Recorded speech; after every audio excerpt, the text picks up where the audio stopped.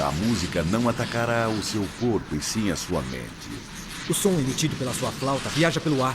Portanto, se a corrente bloquear o ar com seus giros, a música não me alcançará.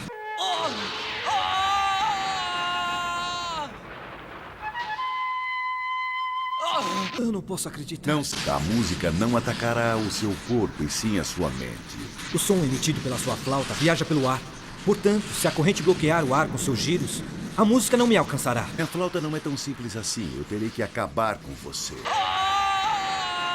Essa queda no mangá não existe. No mangá, o autor dá destaque nas armaduras ressuscitadas pelo sangue de ouro. É dito que até mesmo essas armaduras foram destruídas. Então, só depois de passar pela corrente, na outra página do mangá, é mostrado dado um tique no ouvido do Shun. É só depois dele perder as correntes e levar um tique no ouvido que ele se pergunta o que era aquele choque que ecoava direto na sua mente. Eu não estou dizendo que o som do Sorento viaja pelo ar. Eu estou dizendo que o vento criado pela corrente do Shun não é um simples vento.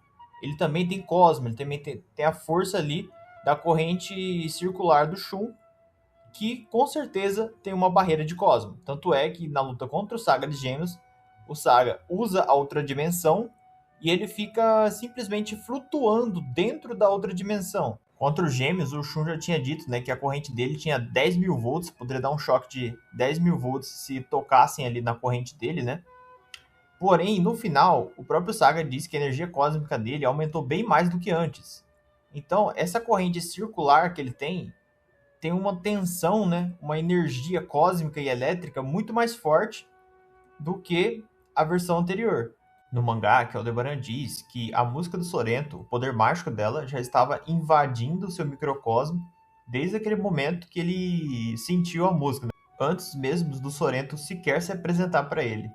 E um dos efeitos da flauta do Sorento é ele dispersar o corpo do seu oponente em poeira cósmica, como se fosse poeira cósmica. Ele diz isso, entendeu? Mas até lá, até ele realmente chegar no clímax final da morte, a flauta dele vai afetando, né, o cosmo do alvo e vai destruindo ele por dentro, entendeu? Por isso que tem um momento da luta, né, que ele fala assim, se eu deixar ele aí, ele vai morrer do mesmo jeito, entendeu? Porque o cosmo do Aldebaran já tinha sido invadido pela sua música e já tinha afetado ele por dentro. Mas ele também pode finalizar com o clímax final da morte, é isso que eu quero dizer. Só que é aquilo, né? Sempre no começo de uma saga, né?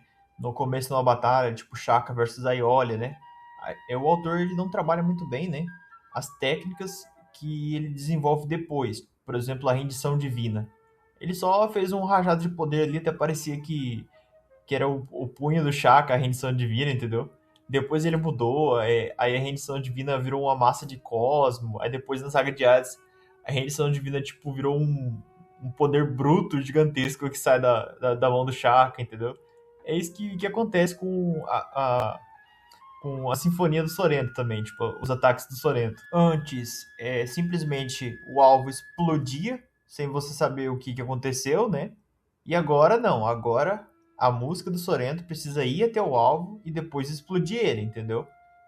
Você pode ver que tem as fadinhas aí, né? Esses anjinhos, que elas vão até o alvo, atingem o alvo e daí ele explode, entendeu? Aí fere o oponente. Inclusive foi assim que aconteceu com a corrente do Shun. Então, o Sorento ele usa um alto nível de poder, que usa as fadinhas lá, né, para conseguir destruir as correntes, para depois conseguir afetar a mente do Shun. E quando ele tenta explodir, né, o Shun com o clímax final da morte, você pode ver que as fadinhas vão em direção ao Shun, o Shun ele consegue reagir. Então ele reage e rebate essas anjinhas, que representam o som da flauta do Sorento, entendeu? Então, se ele está rebatendo com a força do seu cosmo, da tempestade nebulosa, isso significa que o som realmente pode ser bloqueado, como eu já havia dito, né? Porque se não fosse bloqueado e o som entrasse diretamente na mente do Shun, sem ser possível bloquear o som, então o Shun explodiria de qualquer jeito, entendeu? E seria um empate. Os dois iriam se destruir. O Shun iria usar a tempestade nebulosa e acertar o Sorento, e o Sorento ia explodir o Shun com a sua melodia, entendeu?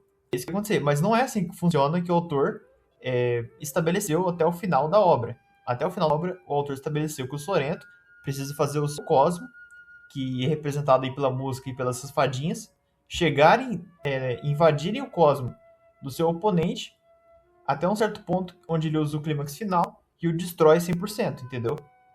E até Aldebaran ele conseguiu reagir. Antes, né, achava que não era possível reagir à música do Sorrento. Até porque o Aldebaran foi derrotado antes, né, de ser revelado que ele não foi derrotado. Então, o autor ele mudou de ideia sobre os golpes do Sorrento. Antes era invencível, era imbatível, simplesmente aconteciam as coisas, né?